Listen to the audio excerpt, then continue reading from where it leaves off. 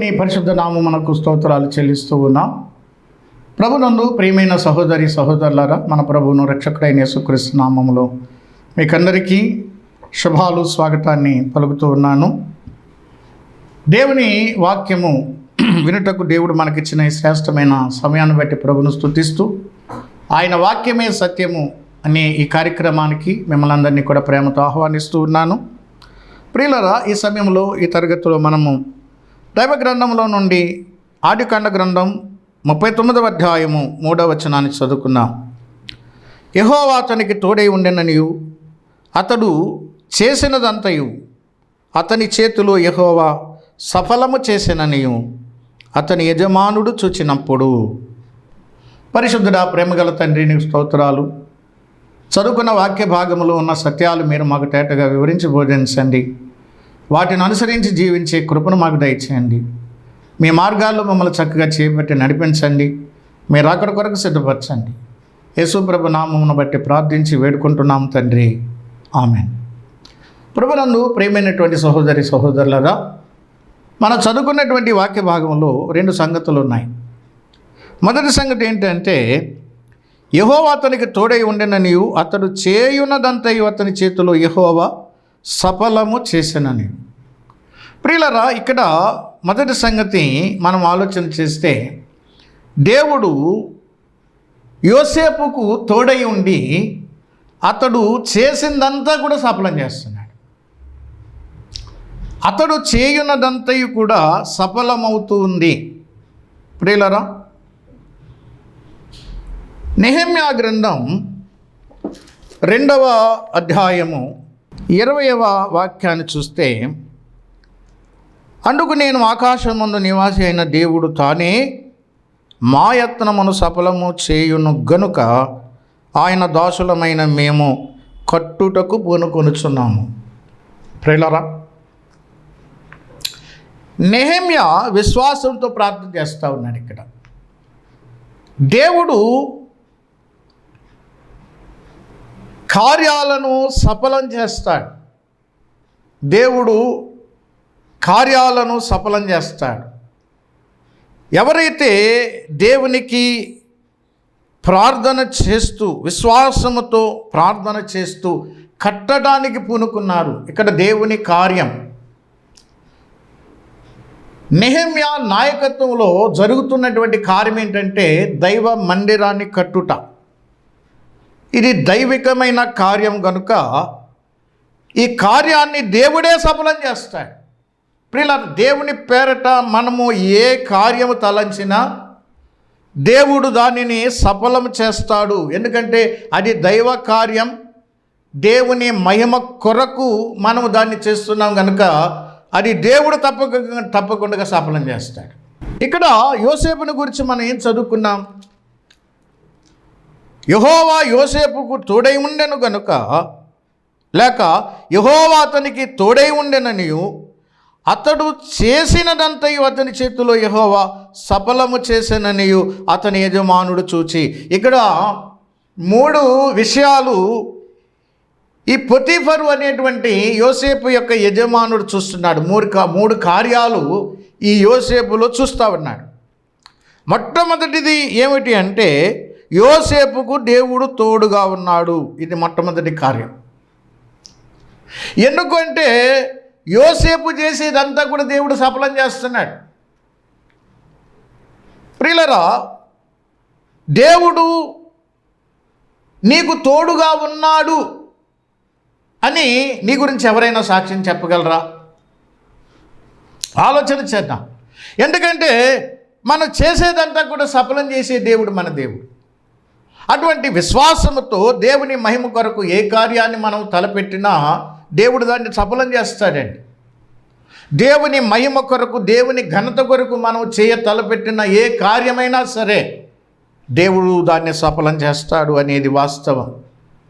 ఎందుకంటే నెహెమ్యా జీవితంలో మనం అదే చూస్తూ ఉన్నాం. నెహెమ్యా చేస్తున్నటువంటి కార్యం ఏంటంటే, దేవుని మందిరం లేకపోతే ఆ పట్టణపు ఆ ప్రాకారాన్ని వారు కడుతున్నారు. దేవుని మందిరం ఉన్నటువంటి ఆ యెరూషలేము పట్టణము యొక్క ప్రాకారాన్ని వాడు కడుతూ ఉన్నారు. ఎందుకంటే దేవుని యొక్క కార్యం అది.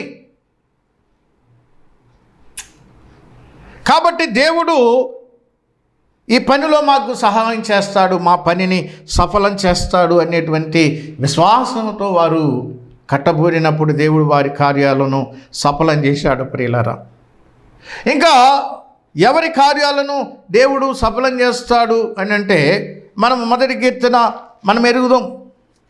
దుష్టుల ఆలోచన చొప్పున నడవకుండగా, పాపుల మార్గములో నిలవకుండగా, అపహాసకులు కూర్చునే చోట కూర్చోకుండగా, దివారాత్రులు యెహోవా ధర్మశాస్త్రము నందు ఆనందించుచు దివారాత్రము దాన్ని ధ్యానించేవాడు ధన్యుడు.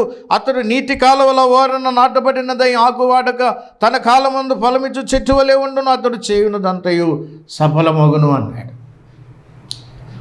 ఎవరి కార్యాలను దేవుడు సఫలం చేస్తాడు అంటే ప్రియులారా గమనించండి, దుష్టుల ఆలోచన చొప్పున నడవకూడదు. ఎందుకంటే దేవుడే మనకు ఆలోచన చెప్తాడు. నువ్వు ఆలోచన కొరకు ఎవరి దగ్గరికి పోకూడదు. నీకు ఆలోచన కావాలంటే నేనే చెప్తానన్నాడు దేవుడు. ఎందుకంటే ఆయన ఆలోచనకర్త. మన ఆలోచనకర్త మన దేవుడు. కాబట్టి నీకు ఆలోచన కావాలంటే దేవుని దగ్గరికి వెళ్ళి అడుగు. దేవుడే నీకు ఆలోచన చెప్తాడు. అంతేగాని దుష్టుల దగ్గరికి పోకు, మనుషుల దగ్గరికి పోకు. మనుషుల ఆలోచనలు సరైనవి కాదు. దేవుని ఆలోచనలకి మనుషుల ఆలోచనలకి ఎంత తేడా ఉంటుందంటే, భూమి కన్నా ఆకాశం ఎంత ఉన్నతంగా ఉందో, మనుషుని ఆలోచనల కన్నా మనుషుని తలంపుల కన్నా దేవుని ఆలోచనలు తలంపులు దేవుని ఆలోచనల తలంపులు అంత ఉన్నతంగా ఉన్నాయి. కాబట్టి ఉన్నతమైన ఆలోచన, ఉన్నతమైన తలంపు దేవునికి ఇస్తాడు. కాబట్టి దేవుని దగ్గరికి పో.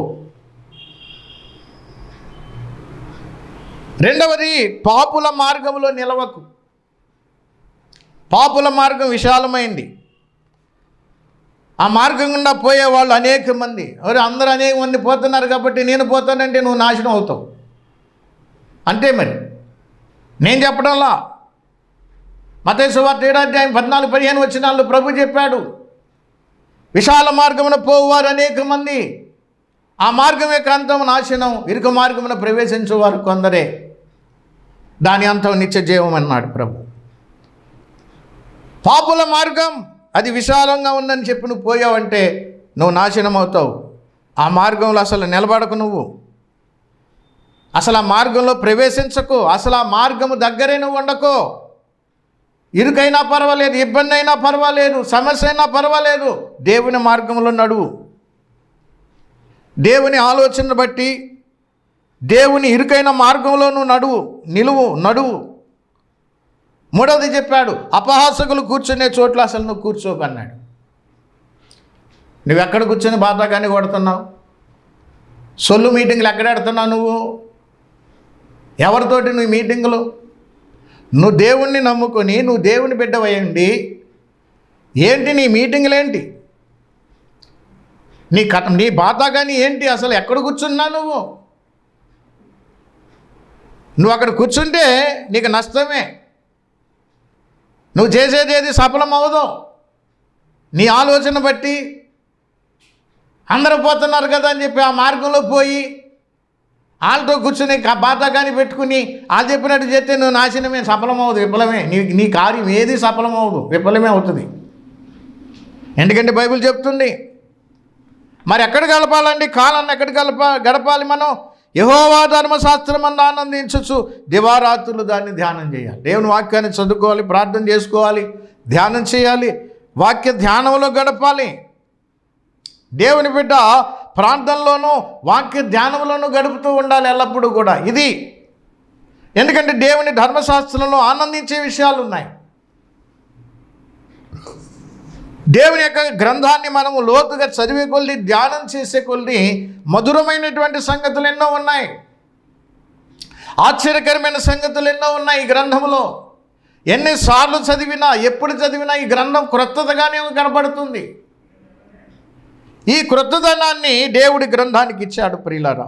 అందుకనే ఈ గ్రంథం శ్రేష్టమైనది. ఈ శ్రేష్టమైన గ్రంథాన్ని పఠించేవాడు ధన్యుడు, ధ్యానించేవాడు ధన్యుడు, గైకొనేవాడు ధన్యుడు అని బైబిల్ చెప్తూ ఉంది. కనుక నువ్వు అక్కడ కాలాన్ని గడపాలి. అలా గడిపినట్లయితే నువ్వు చేసేదంతా సఫలమవుతుంది. ఆలోచన చేయండి. ఎవరి కార్యాలను దేవుడు సఫలం చేస్తాడు అంటే, ప్రియులారా, దైవ కార్యాలు, దేవుని మహిమ కొరకు చేసేవారి కార్యాలను దేవుడు సఫలం చేస్తాడు. ఎవరి కార్యాలు దేవుడు సఫలం చేస్తాడు అంటే, ఇదిగో దుష్టుల ఆలోచన చొప్పున నడుచుకోకుండా, పాపుల మార్గంలో ప్రయాణం చేయకుండా, అపహాసకులు కూర్చునే చోట కూర్చోకుండా, దివారాత్రులు కూడా దేవుని యొక్క ధర్మశాస్త్రాన్ని ధ్యానం చేస్తూ దాని ప్రకారంగా నడుచుకుంటూ, దేవుని వాక్య ప్రకారంగా నడుచుకుంటూ దేవునిలో ఆనందించే వారి కార్యాలు దేవుడు సఫలం చేస్తాడు. ఇది ఫలించే జీవితం ప్రియులారా. యోసేపులో ఈ యొక్క లక్షణాలను చూస్తున్నాడు. ఎవరు చూస్తున్నారు? తన యజమానుడైన ఆ అన్యుడు చూస్తున్నాడు. ఈ పిల్లాడికి దేవుని తోడుంది. దేవుని ఎరగని వ్యక్తే కానీ ఈ పిల్లవానికి దేవుడు తోడుగా ఉన్నాడు అని చెప్తున్నాడు, సాక్ష్యం చెప్తున్నాడు. దేవుణ్ణి ఎరగని వాడే కానీ దేవుడు అతనికి తోడుగా ఉండి అతని చేత ఈ గొప్ప పనులు చేయిస్తున్నాడు. గొప్ప పనులు చేయించడమే కాదు, ఇతడు చేసే పనంతా కూడా సఫలం చేస్తున్నాడు దేవుడు. అది చూస్తున్నాడు. నిన్ను చూసిన వారికి ఏమనిపిస్తుంది? మీలో దేవుడు ఉన్నాడు, మీకు దేవుడు తోడుగా ఉన్నాడు. కొన్నిసార్లు అన్ని జనులు అంటూ ఉంటారు, లేదులేమ్మా నీ దేవుడు, నువ్వు నమ్ముకున్న దేవుడు నీకు సహాయం చేస్తాడు, నీ దేవుడు గొప్పవాడు అంటారు. నీకు తెలీదు నీ దేవుని గొప్పతనం, కానీ వాళ్ళకి తెలిసింది. ఇది కూడా ఉండి లోకంలో చూస్తూ ఉన్నాం. ఆలోచన చేయండి ప్రియులారా. ఒక అన్యుడైన యజమాని యోసేపులో ఈ మూడు చూస్తూ ఉన్నాడు. ఒకటి ఏంటంటే దేవుని తోడు ఉంది ఇతనికి. రెండవది ఏంటంటే ఇతడు చేసేదంతా సఫలం చేస్తున్నాడు దేవుడు. మూడవది ఆ యజమానుడు చూస్తూ ఉన్నాడు. దేవుడు తోడుగా ఉన్నాడు, చేసేదంతా దేవుడు సఫలం చేస్తూ ఉన్నాడు, యజమానుడు చూస్తూ ఉన్నాడు. మూడు సంగతులు ఇక్కడ మనం గమనిస్తూ ఉన్నాం. చూస్తున్నారా? నిన్ను చూస్తున్నారు, గమనిస్తున్నారు. నువ్వు చూడట్లేదు అనుకోకు. నిన్నెవ్వరూ చూడనట్టుగా ఉంటారు, కానీ నిన్ను అందరూ చూస్తున్నారు. గమనించు. నన్ను ఎవరు పట్టించుకోవట్లేదు అనుకుంటున్నావేమో. నిన్నందరూ చూస్తున్నారు, నీ జీవితాన్ని అందరూ గమనిస్తున్నారు, నీ క్రియలు చూస్తున్నారు, నీ ప్రవర్తన చూస్తున్నారు, అందరూ గమనిస్తున్నారు. ఆనాడు యోసేపును చూసినటువంటి ఆ పొతీఫరు ఇక్కడ మనకు కనబడుతున్నాడు. మాత్రమే కాదు, దైవ గ్రంథములో మనము ఆదికాండ గ్రంథం 21వ అధ్యాయము 22వ వచనంలో చదువుకున్నాం. ఆదికాండము 21వ అధ్యాయం 22వ వచనంలో, ఆ కాలమందు అబీమెలెకును అతని సేనాధిపతి అయిన ఫీకోలును అబ్రాహాముతో మాట్లాడి, నీవు చేయు పనులన్నిటిలో దేవుడు నీకు తోడై ఉన్నాడు గనుక. ఇక్కడ అబీమెలెకు, ఫిలిష్తీయుల రాజు అయినటువంటి అబీమెలెకు, అతని సేనాధిపతి అయినటువంటి ఫీకోలు అబ్రాహాముతో మాట్లాడుతున్నారు. వీళ్ళిద్దరు కూడా అన్యులు. రాజు మంత్రి ఇద్దరు కూడా అన్యులు. సేనాధిపతి ఆ రాజు ఇద్దరు కూడా మాట్లాడుతూ అబ్రాహాముతో మాట్లాడుతూ అంటున్నారు. ఏమని అంటున్నారు అంటే, నీవు చేయని పనులన్నిటిలో దేవుడు నీకు తోడుగా ఉన్నాడు కాబట్టి. అబ్రహామా, ఓ దైవజనుడా, నువ్వు చేసే పనులన్నిటిలో దేవుడు నీకు తోడుగా ఉన్నాడయ్యా. ఇది కూడా అన్యుల సాక్ష్యమే. దేవుని ఎరగని వారి సాక్ష్యమే అబ్రహాముని గురించి సాక్ష్యం ఇస్తూ ఉన్నారు. ఆనాడు పొతీఫరు యోసేపుని గురించి సాక్ష్యం ఇచ్చాడు. ఈనాడు ఇక్కడ అబ్రహాముతో ఈ ఫిలిష్తీయుల రాజు అబీమెలెకు, సేనాధిపతి వీరిరువురు కూడా అబ్రహాము గురించి సాక్ష్యం చెప్తూ ఉన్నాడు. ఏమంటున్నారు? అబ్రహాముతో మాట్లాడి, నీవు చేయు పనులన్నిటిలో దేవుడు నీకు తోడై ఉన్నాడు. గనుక మాకు కీడేమీ చేయొద్దు, నీవు మేలు చేయాలి మాకు అని భయపడిపోతూ అబ్రహాము చేత ప్రమాణం చేయించుకుంటున్నారండి. ప్రియులారా గమనించండి, ఒక రాజు రైతుకు భయపడిపోతున్నాడు. ఒక రాజు, రాజ్యాన్ని పాలించే రాజు ఒక రైతుకు భయపడిపోతున్నాడు. అబ్రహాం ఒక రైతు, అబీమెలెకు రాజు సేనాధిపతి, ఇద్దరు కూడా భయపడిపోతున్నారు. అయ్యా, దేవుడు మీకు తోడుగా ఉన్నాడు కాబట్టి మాకు మేలు చేయండి, మీరు కీడు మాత్రం చేయకండి అని అబ్రహాముతో ప్రమాణం చేయించుకునేంత స్థితికి వచ్చారు. అంటే వారు అబ్రహాము యొక్క జీవితాన్ని వారు ఎంత పరిశీలన చేశారో మీరు ఒక్కసారి ఆలోచన చేయండి. అబ్రహాము జీవితాన్ని చూస్తున్నారు, ఆయన ప్రవర్తన చూస్తున్నారు, ఆయన భక్తిని చూస్తున్నారు, ఆయన విధి విధానాలన్నీ వారు చూస్తున్నారు. నిన్ను చూస్తున్నారు, నన్ను చూస్తున్నారు, ప్రజలు చూస్తున్నారు. మర్చిపోకు ప్రియమైన స్నేహితుడా, సోదరి, మనతో దేవుడు ఉన్నాడు అనేటువంటి ఆ సాక్ష్యాన్ని మన గురించి ఇవ్వగలిగినంతగా మన జీవితాలు ఉండాలి. అబ్రహాముని గురించి ఈ రాజు, సైన్యాధిపతి వీరిద్దరూ కూడా సాక్ష్యం పలుకుతూ ఉన్నారు. మాత్రమే కాదు, ఆదికాండ గ్రంథములో 26వ అధ్యాయములో 28వ వచనాన్ని చదువుకున్నాం. వారు నిశ్చయముగా యెహోవా నీకు తోడై ఉండుట చూచితిమి గనుక మనకు అనగా మాకును నీకును మధ్య ఒక ప్రమాణం ఉండవలెను. ప్రియులరా, ఇక్కడ ఇస్సాకుతో ఈ అబీమెలెకు మాట్లాడుతున్నాడు. ఇస్సాకు అబ్రహాముతో మాట్లాడిన రాజు ఇస్సాకుతో కూడా మాట్లాడుతూ ఉన్నాడు. ఈ అబీమెలెకు ఏమంటున్నాడు అంటే, నిశ్చయముగా యెహోవా నీకు తోడై ఉండుట చూచితిమి. ఇస్సాకు కూడా దేవుడు తోడై ఉండుట వీరు చూచారట. అందుకని వీరు కూడా భయపడుతున్నారు. ప్రమాణం చేయాలి, మాతో ప్రమాణం చేయాలి, మాకు మధ్యలో ఒక ప్రమాణం ఉండాలి. ప్రియులారా, ఆలోచన చేయండి. యోసేపుకు దేవుడు తోడుగా ఉండటం చూశారు, అబ్రహాముకు దేవుడు తోడుగా ఉండటం చూశారు, ఇస్సాకుకు దేవుడు తోడుగా ఉండటం చూశారు. మాత్రమే కాదు, ఆదికాండం 39వ అధ్యాయం 23వ వచనంలో కూడా ఈ మాట చదువుతున్నాం. యెహోవా అతనికి తోడై ఉన్నాను గనుక ఆ చెరసాలాధిపతి అతని చేతికి అప్పగింపబడిన దేని గూర్చి విచారణ చేయక ఉండెను. అతడు చేయనది యావత్తు యెహోవా సఫలమగునట్లు చేశాను. ఇక్కడ చెరసాల అధిపతి కూడా చూశాడండి. చెరసాలలో ఉన్నటువంటి యోసేపుకు దేవుడు తోడుగా ఉన్నాడు అనే సంగతి చెరసాల అధిపతి చూశాడు. పొతీఫరు ఇంటిలో బానిస పిల్లవానిగా ఉన్నటువంటి యోసేపుకు దేవుడు తోడుగా ఉన్నాడు అని పొతీఫరు చూశాడు. ఇప్పుడు చెరసాలలో ఉన్నాడు యోసేపు. చెరసాలలో ఉన్న యోసేపు కూడా దేవుడు తోడుగా ఉన్నాడు. అదేంటండి? బానిసగా ఎందుకున్నాడండి? దేవుడు తోడుగా ఉన్నాడా? దేవుడు తోడుగా ఉండి బానిస బతికెందుకు బతుకుతున్నాడు? ఒకవేళ సాతానుడు కనుక ఇలాగన యోసేపును చెవిలోకి వచ్చి మాట చెప్పుంటాడు, ఓయ్ యోసేపు, దేవుడు నీకు తోడుగా ఉన్నాడు అంటున్నావు, దేవుడు తోడుగా ఉంటే నీకు ఎందుకు ఇలా జరుగుతుంది? అన్నల చేత ఎందుకు ద్వేషించబడతావు? ఇక్కడ ఈ బానిస బతికి ఎందుకు బతుకుతావు? అప్పుడు యోసేపు అని అంటాడు, నోరు మీరా సాతానా, నా దేవుడు నాకు తోడుగా ఉన్నాడు, ఏం జరిగింది నాకు ఇష్టమే, నా దేవుడే నన్ను ఇలా నడిపిస్తున్నాడు, నా దేవునికే మహిమ అని చెప్పుంటాడు. చెరసాల్లో వేయబడ్డాడు యోసేపు.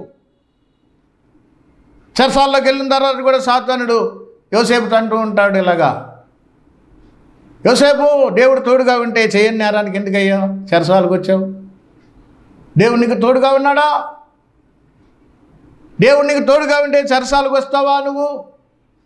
ఈ చేయని నేరానికి చెరసాలకు వస్తావా నువ్వు?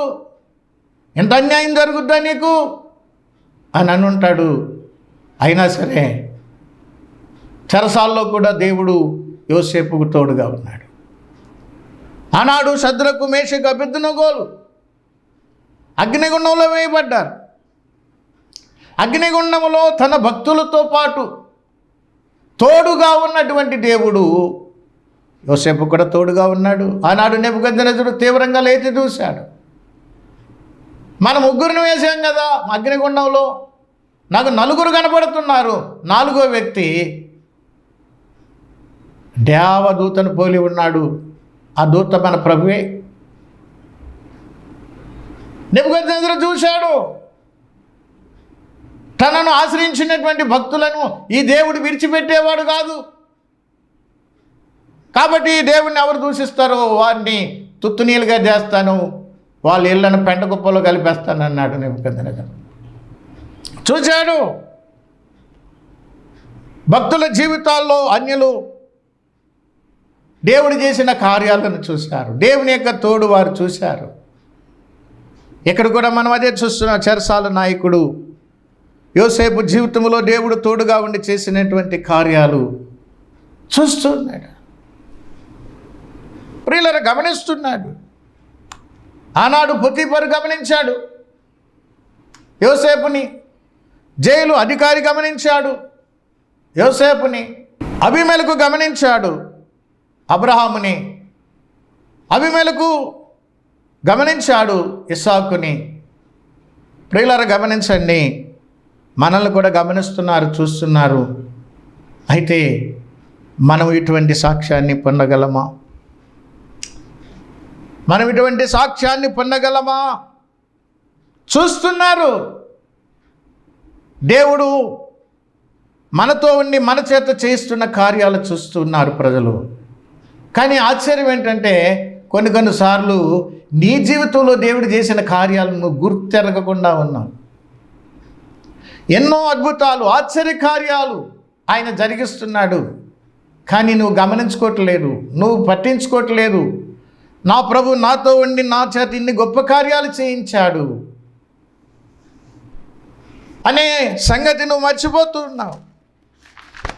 అపొస్తలుల కార్యాల గ్రంథములో పౌలు, బర్నబా, శీల వారు సువార్త దండయాత్రకు వెళ్ళి వచ్చిన తర్వాత వారు సంఘాన్ని సమకూర్చి వారు చెప్పినటువంటి ఆ రిపోర్టు, ఆ పనిని గూర్చి వారు సాక్ష్యం ఇచ్చారు ప్రియులార సంఘానికి. చూడండి, అపొస్తలుల కార్యాల గ్రంథం 14వ అధ్యాయము